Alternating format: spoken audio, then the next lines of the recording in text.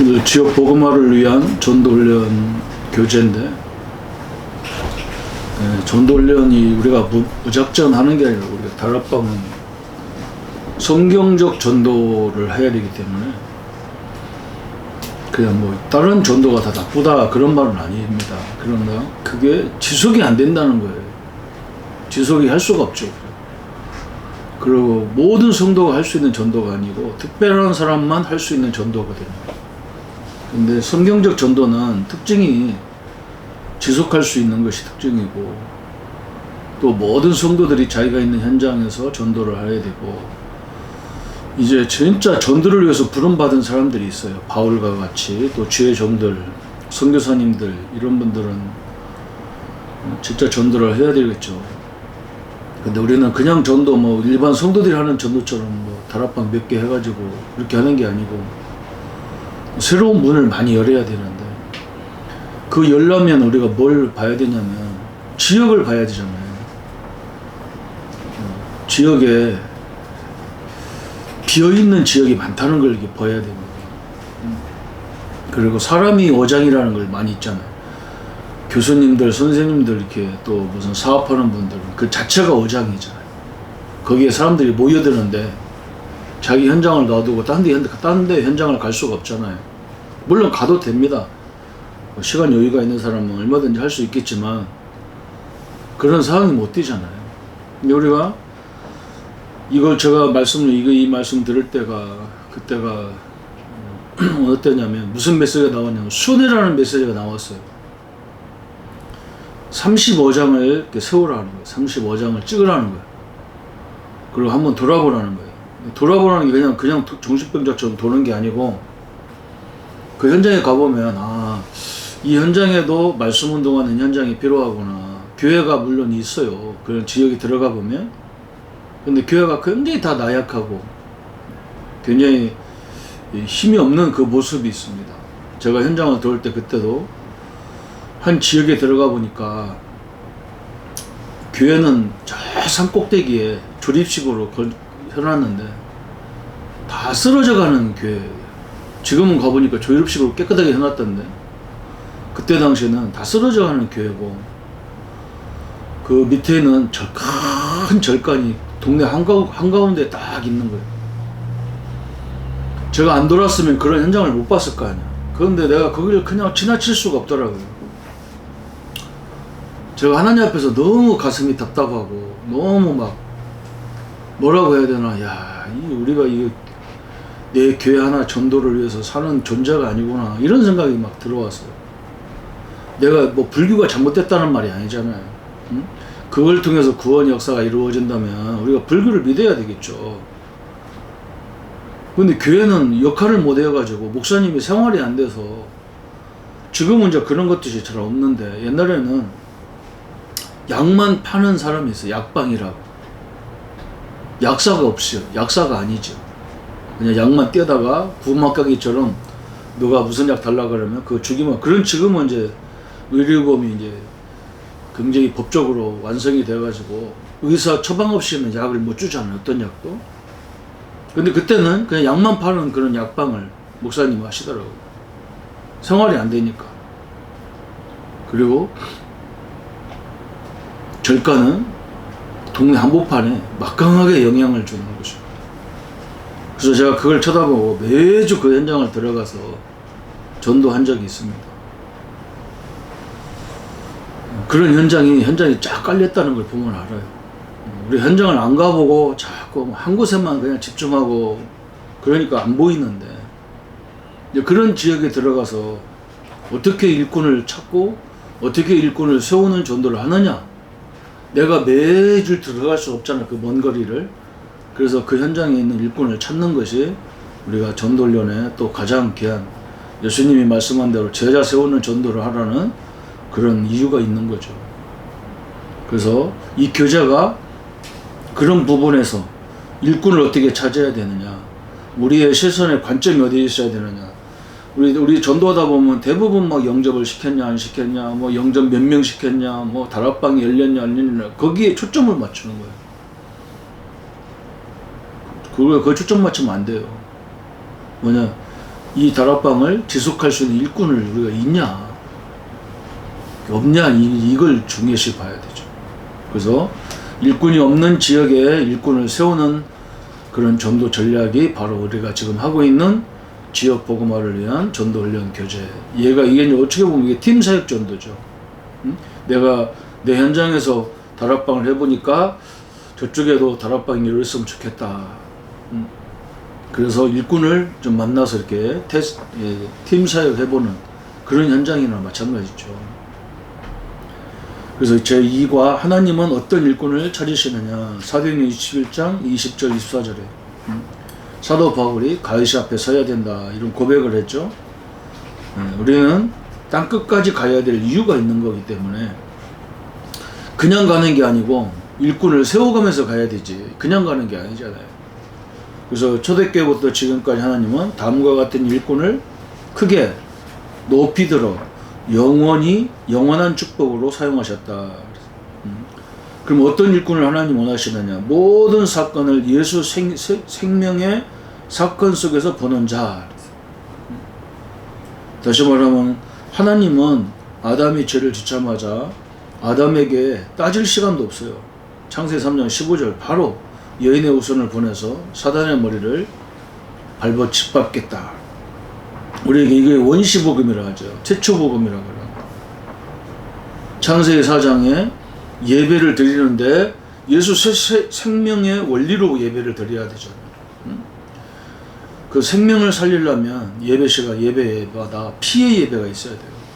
생명 살리는 데는 피의 예배예요. 이외에는 없어요. 뭐 받았다 안 받았다 이게 중요한 게 아니에요. 하나님이 받지를 않는데 피의 예배 위에는 물론 감사 예배도 있는데 선임으로 우리가 하나님과의 관계가 회복된 다음에 감사가 예배가 있는 거지. 하나님과 관계가 회복되지 않았는데 감사가 하나님과 무슨 상관이 있겠습니까? 그죠? 창세기 6장에 노아 홍수 시대에도 하나님이 홍수만 준 게 아니라 홍수를 피할 수 있는 방주, 그죠? 이걸 주신 거예요. 창세기 12장에 바벨탑 사건으로 세계가 흩어졌는데 하나님은 에크레시아 아브람을 불렀습니다. 그리고 너를 통해서 내가 이 복음을 전하게 하겠다는 거예요. 유월절, 그죠? 노예에서 해방되는 방법, 제사, 번제, 늘 번제 제사죠.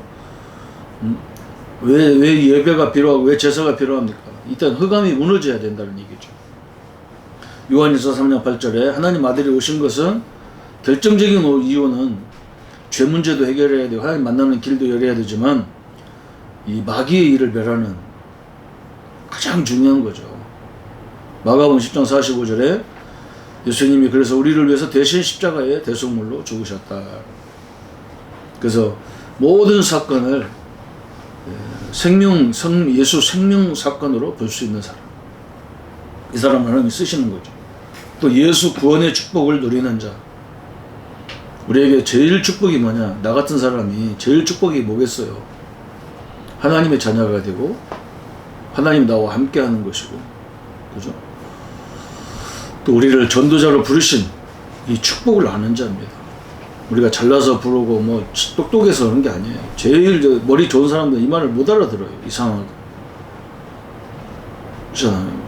너무 고민할 필요 없어요. 하나님이 자체가 나를 불렀다는 게 얼마나 감사합니까? 대통령이 불러도 뭐 감격무량해가지고 뭐 사진 찍어놓고 난리를 치는데 우리는 하나님이 불렀다면 그 축복을 아는 자, 그 감격을 아는 자죠. 그 사람을 쓰시는 거예요. 세 번째, 세상을 볼 때 예수님의 탄식의 실체를 보는 자. 예수님의 입장에서 그러잖아요. 성도들의 유리 방황하는 모습을 보고 그 너무나 안타까운 모습이죠. 지금 세상이 바벨탑처럼 위대하다고 엄청나게 세상이 발달했는데 복음이 없으면 언젠가는 다 무너지는 것을 우리가 세계 역사에서 보고 있잖아요. 네피림 시대. 뭐 힘은 대단한 것 같죠. 무속인들이 뭐 남의 운명을 맞추는데 그 사람들 본인들의 그 뒤에는 굉장히 고통스럽다는 우리가 알거든요. 우리는 하나님 앞에 나오면서도 뭐 이렇게 제대로 갖추지도 않고 오는데 무속인들은요 그렇지 않습니다. 목욕 재계를 다하고 그 신 앞에 설 때 정성을 다하고 막 그러잖아요. 그래도 망하는데요. 나만 장군, 그죠? 겉으로 볼 때는 별 4개 다는 장군이지만 속은 문둥병이 걸린 거예요.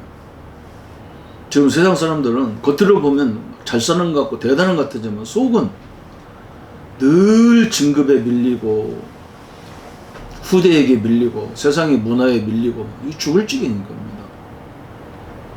니고데모, 그죠? 종교생활. 이 사람은 그냥 복음도 모르면서 사람들 성경을 가르치는 목회자예요. 어떻게 보면 얼마나 힘들겠어요. 그래서 심지어 예수님한테 와서 사람이 어떻게 거듭나냐 이렇게 물어봤죠. 빌립 헤롯 임금의 임금과 성전, 그죠? 헤롯 임금이 성공했는데 백성들이 늘 시비를 거는 거예요. 너는 베냐민 지파가 아니라서 왕이 될 수 없는데 어떻게 네가 이스라엘 왕이냐. 그러니까 성전 하나님의 은혜로 짓는 게 아니고 이스라엘 백성들이 입을 닫는 방법은 저들이 원하는 성전을 크게 하나 지어주면 되겠구나 이렇게 생각한 거예요. 사도행전 10장 38절에 마귀에게 눌렸다. 에베소 2장 1절 2절 3절에 죄와 허물로 죽었고 세상 풍속에 묶여졌고 본질상 진노의 자녀다. 누가복음 16장 19절 31절에 사람들은 인정하지 않지만 분명히 지옥과 천국이 있죠. 계시록 14장 9절부터 11절 지옥이 분명히 있는 겁니다. 세상을 볼 때 여러분 탄식 소리가 나야 돼. 저 사람들 다 가지고 있는데 복음만이 없어서 저렇게 죽어가는 영혼들을 보면 탄식, 예수님이 그걸 보고 탄식을 했어요. 네 번째, 구원의 내용과 방법을 깨달은 자. 구원의 내용이 뭐예요? 과거, 현재, 미래까지 예수님 십자가 다 끝냈어요. 방법은 십자가예요. 저희 방법은 예수 이름으로 구원받아요.